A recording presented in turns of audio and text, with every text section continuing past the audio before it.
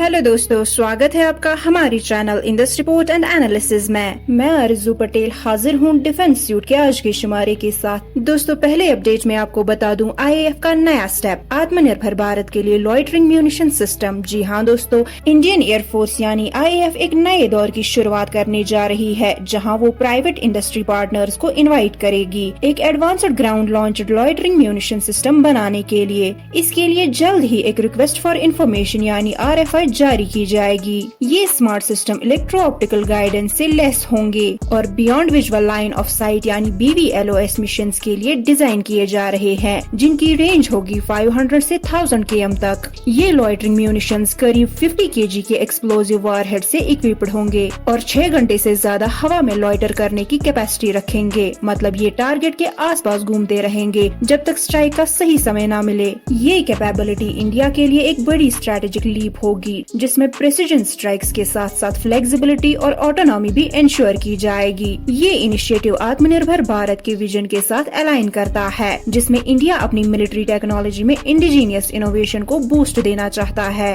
ताकि बदलते security challenge का देसी सोल्यूशंस के साथ मुकाबला किया जा सके। चलिए दोस्तों, अगले अपडेट में आपको बता दूं HAL के RUAV 200 ड्रोन प्रोजेक्ट पर CAG का अटैक, प्लानिंग फ्लॉज और ₹29.5 करोड़ का नुकसान। जी हाँ दोस्तों, the controller and auditor general of India यानी CAG ने HAL के रोटरी UAV प्रोजेक्ट यानी RUAV 200 पर काफी सख्त टिप्पणी की है। CAG के रिपोर्ट के मुताबिक HAL ने इस ड्रोन प्रोग्राम को बिना किसी डिटेल्ड मार्केट सर्वे या डिमांड असेसमेंट के शुरू किया, जिसका नतीजा ये हुआ कि जो UAV तैयार हुआ वो ना तो ऑपरेशनल रिक्वायरमेंट्स को पूरा कर सका, ना ही डिफेंस कॉन्ट्रैक्ट्स को हासिल कर पाया। लगभग ₹29.54 करोड़ का खर्चा होने के बावजूद इसका कोई सिग्निफिकेंट आउटपुट नहीं निकला और HAL ने इस फेलियर से कोई सही सीख भी नहीं ली। CAG ने इस पूरी अप्रोच को प्लानिंग और एग्जीक्यूशन दोनों में फ्लॉड बताया है और रिकमेंड किया है कि आगे के UAV प्रोजेक्ट सिर्फ तभी शुरू किए जाएं जब वो मार्केट ड्राइवन हो और डिफेंस की एक्चुअल जरूरत से अलाइन करते हों।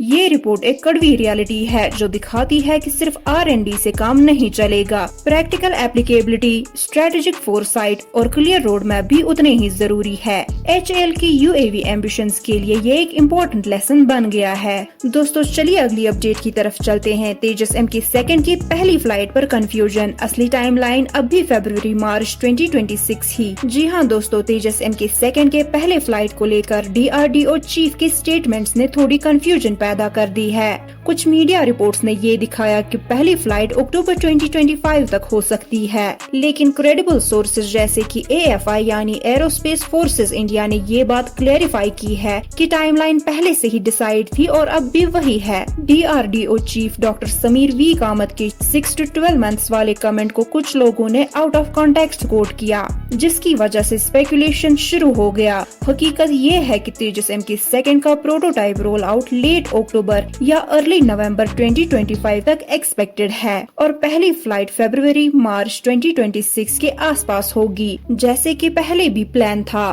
तेजस MK सेकंड इंडिया का एक ambitious indigenous fighter jet project है जो IAF के फ्यूचर कॉम्बैट फ्लीट का बैकबोन बनेगा। इस कंफ्यूजन के बावजूद डेवलपमेंट स्मूथली चल रहा है और प्रोजेक्ट अपने ट्रैक पर है। तो दोस्तों, आज की डिफेंस अपडेट्स यहीं पे समाप्त करते हैं। मिलते हैं अगली अपडेट्स के साथ। अपनी होस्ट और दोस्त आरजू पटेल को इजाजत दीजिए। इंडस्ट्री रिपोर्ट एंड एनालिसिस के साथ जुड़े रहने के लिए आपका धन्यवाद।